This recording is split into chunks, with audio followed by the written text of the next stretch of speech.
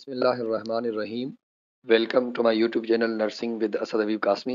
आज हम anatomy and physiology 1 का यूनिट नंबर 2 का स्टार्ट करने जा रहे हैं। आज हमारा टॉपिक होगा होम्योस्टेसिस। इसकी डिटेल में जाएंगे टॉपिक की, और इसका जो कॉम्प्लेक्स मैकेनिज्म है आज उसको समझने की कोशिश करेंगे। होम्योस्टेसिस है क्या? Keeping everything in balance.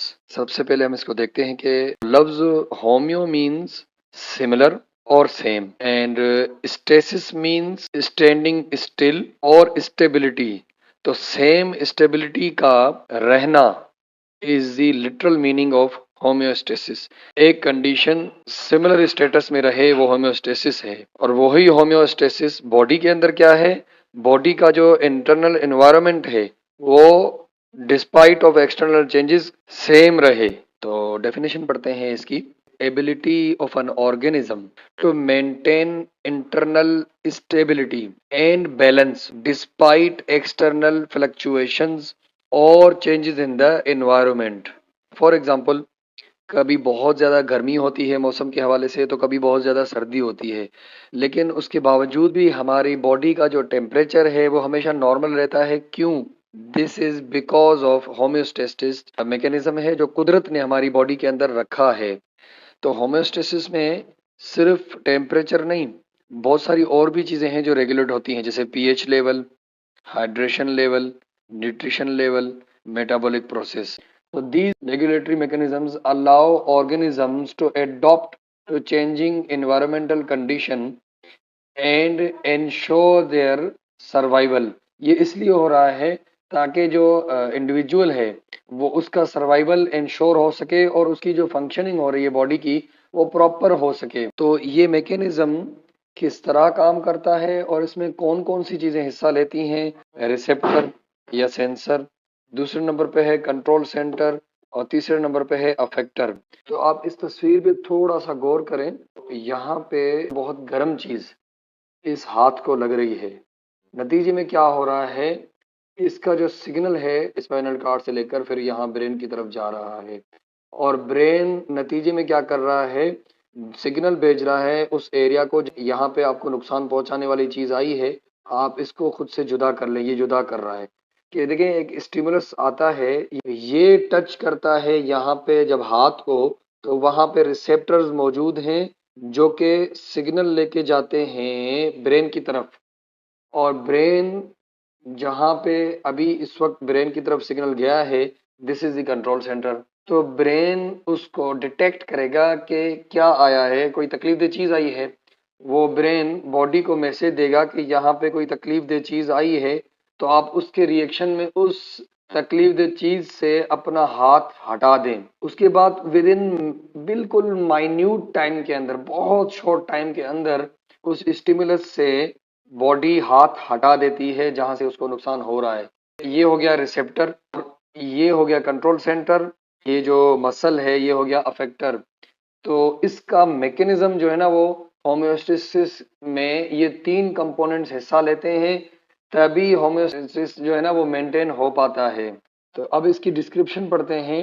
It detects changes in the internal और एक्सटर्नल एनवायरनमेंट। एग्जाम्पल क्या है इसका? Temperature sensor in the skin. Temperature बहुत ज्यादा बढ़ गया, इसने डिटेक्ट कर लिया कि यहाँ पे जो ना वो बतौर स्टिमुलस इन एक्सट्रीम टेम्परेचर जो ना वो आ चुका है बॉडी के अंदर।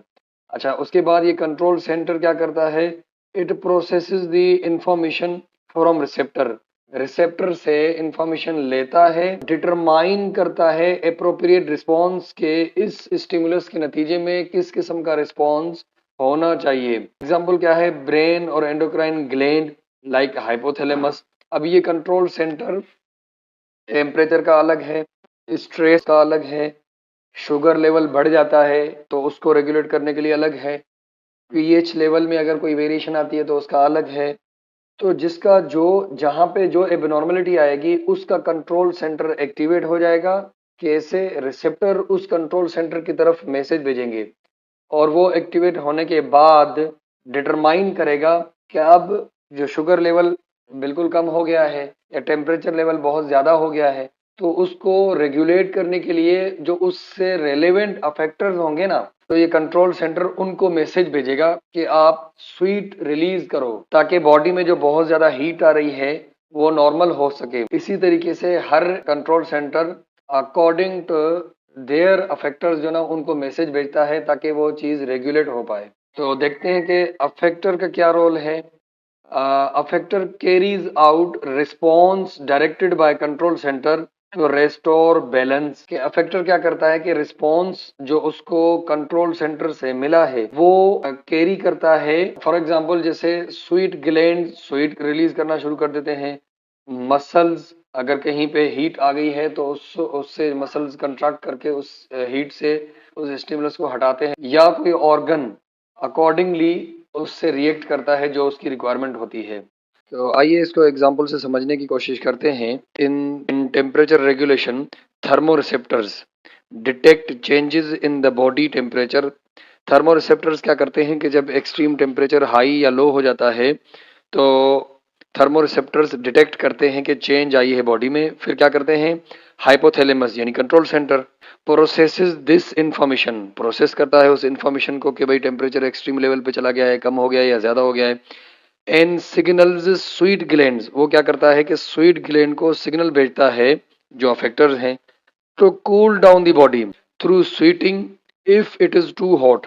अगर बहुत ज्यादा गर्मी है तो पसीने की सूरत में उसको बॉडी को कूल डाउन करें। तो कौन कौन सी चीजें हैं जिसमें होम्योस्टेसिस या रेगुलेशन मैकेनिज्म होते हैं? टेम्परेचर है, पीएच बैलेंस है, ब्लड प्रेशर है, हाइड्रेशन लेवल है, ऑक्सीजन लेवल है, इलेक्ट्रोलाइट बैलेंस है, न्यूट्रिएंट लेवल है, हार्मोनल बैलेंस है और स्ट्रेस रिस्पॉन्स है।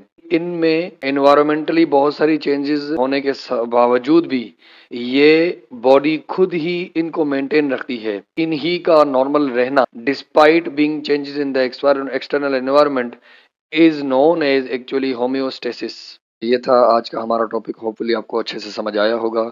गुजारिश है कि हमारे चैनल को सब्सक्राइब करें, वीडियोस को लाइक करें।